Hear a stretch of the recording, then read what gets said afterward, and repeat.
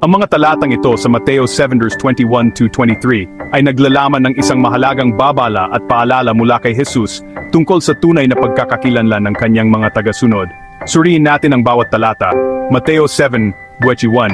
Hindi ang bawat nagsasabi sa akin, Panginoon, Panginoon, ay papasok sa kaharian ng langit, kundi ang gumaganap ng kalooban ng aking Ama na nasa langit. Paliwanag, hindi sapat na basta tawagin si Jesus na Panginoon. Maraming tao ang maaring bumigkas ng mga salitang ito, ngunit hindi lahat ay tunay na nakakakilala sa Kanya. Ang tunay na tagasunod ni Jesus ay hindi lamang sa salita, kundi sa gawa. Sila ay sumusunod sa kalooban ng Diyos, na nangangahulugang sinusunod nila ang Kanyang mga utos at nagpapakita ng pag-ibig sa Diyos at sa kapwa. Mateo 7:22.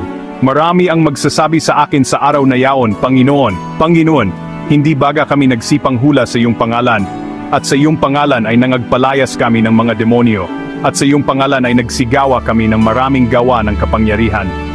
Paliwanag, sa araw ng paghuhukom, maraming tao ang lalapit kay Jesus at magsasabi na sila ay naglingkod sa Kanya.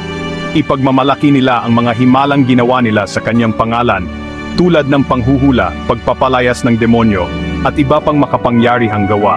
Ipinapakita nito na posible na gumawa ng mga espiritual na gawain sa pangalan ni Jesus, ngunit hindi nangangahulugang tunay kang nakakakilala sa Kanya. Mateo 7 verse 23. At kung maggagayo na ipahayag ko sa kanila, kailanman ay hindi ko kayo nakilala, magsilayo kayo sa akin, kayong mga nagsisigawan ng katampalasanan. Paliwanag, ito ang pinakamabigat na bahagi. Sa kabila ng kanilang mga gawa, sasabihin ni Jesus na hindi niya sila kilala. Ang dahilan? Sila ay nagsisigawa ng katampalasanan, na nangangahulugang sila ay patuloy na gumagawa ng kasalanan, at hindi sumusunod sa kalooban ng Diyos.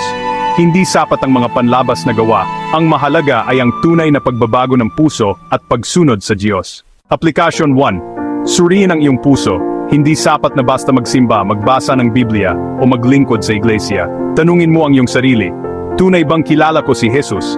Sumusunod ba ako sa kanyang mga utos? Ang aking buhay ba ay nagpapakita ng pag-ibig sa Diyos at sa kapwa? 2. Huwag umasa sa mga gawa. Ang mga gawa ay mahalaga, ngunit hindi ito ang basehan ng kaligtasan. Ang kaligtasan ay sa pamamagitan ng biyaya ng Diyos, sa pamamagitan ng pananampalataya kay Jesus. Ang tunay na pananampalataya ay nagbunga ng mabubuting gawa. 3. Magpakumba at magsisi. Kung napagtanto mo na hindi ka tunay na sumusunod kay Jesus, lumapit ka sa Kanya nang may pagpapakumbaba at pagsisisi. Hingin mo ang Kanyang kapatawaran at tulong upang magbago at sumunod sa Kanyang kalooban. 4. Magkaroon ng personal na relasyon kay Jesus. Hindi sapat na basta maniwala sa